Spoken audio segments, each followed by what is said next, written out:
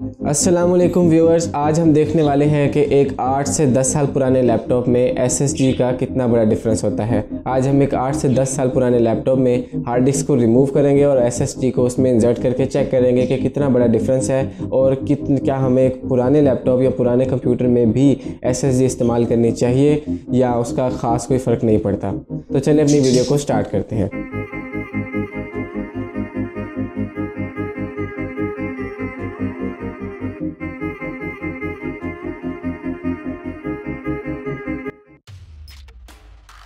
ये करने का मकसद सिर्फ ये है कि आपको पता चल सके कि एसएसडी हमारे कंप्यूटर या लैपटॉप के अंदर कितनी ज़्यादा इंपॉर्टेंस रखती है।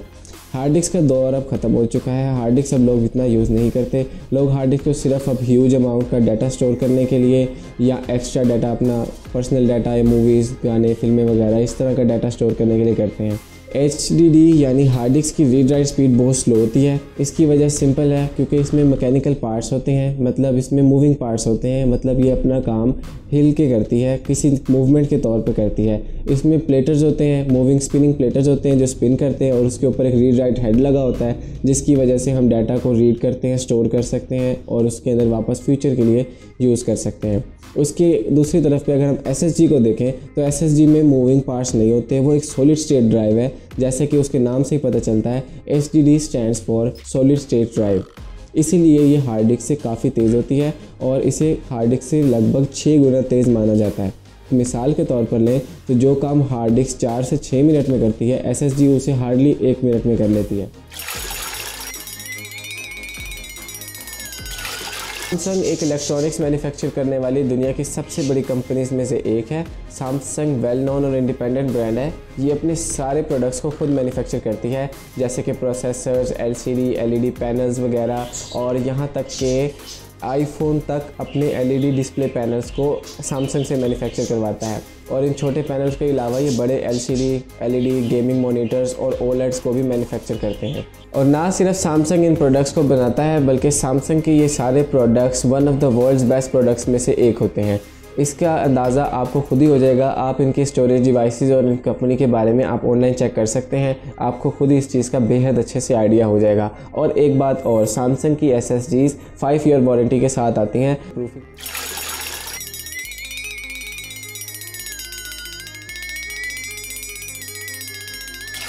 आ जाती है स्टोरेज डिवाइस के साइज़ की, कि आपको साइज़ कौन सा लेना चाहिए या मैं कौन सा रिकमेंड करता हूँ। अगर आप मेरी रिकमेंडेशन पूछते हैं तो मैं आपको यही कहूँगा कि आप मिनिमम 500 GB पर जाएं, मतलब कि एटलीस्ट आप 500 GB पर इन्वेस्ट ज़रूर करें, जिसमें एक OS इंस्टॉल करके यानी ऑपरेटिंग सिस्टम विंडोज़ इंस्टॉल करें और डिसेंट से सॉफ्टवेयर और थोड़ी बहुत स्टोरेज वगैरह होनी चाहिए। और आजकल गेम्स का शौक़ है तो उसमें 85 GB, 150 GB ऐसे गेम्स आ रही हैं, तो उनके अपडेट्स भी 2.5-3 GB के आते रहते हैं। तो इसके लिए मैं रिकमेंड आपको यही करूँगा कि आप 500 GB पे जाएं।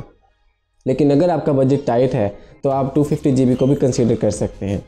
इसके बाद आते हैं बेस्ट परफॉर्मेंस। अगर आपको बेस्ट परफॉर्मेंस चाहिए तो 1 TB की जो SSD होती है उसकी परफॉर्मेंस सबसे बेहतर होती है। मतलब कि 1 TB से जो ऊपर SSDs होंगी उनकी परफॉर्मेंस काफ़ी ज़्यादा आइडेंटिकल होती है। लेकिन अगर आपका बजट पे आपका कोई कंसर्न नहीं है तो आप इसके अलावा 2 TB पे या 4 TB पे भी जा सकते हैं अगर आपकी नीड ज़्यादा है। इसके अलावा बात कर लेते हैं 128 और 120 GB की। मैं 128 और 120 GB को रिकमेंड नहीं करता, क्योंकि आज का मॉडर्न ज़माना है और इसमें 20 GB का तो हमारी विंडो ही आ जाती है। इसके अलावा कुछ बचता नहीं है। इसके अलावा मैं आपको बस यही ज़रूर कह सकता हूँ कि ना होने से बहुत बेहतर है।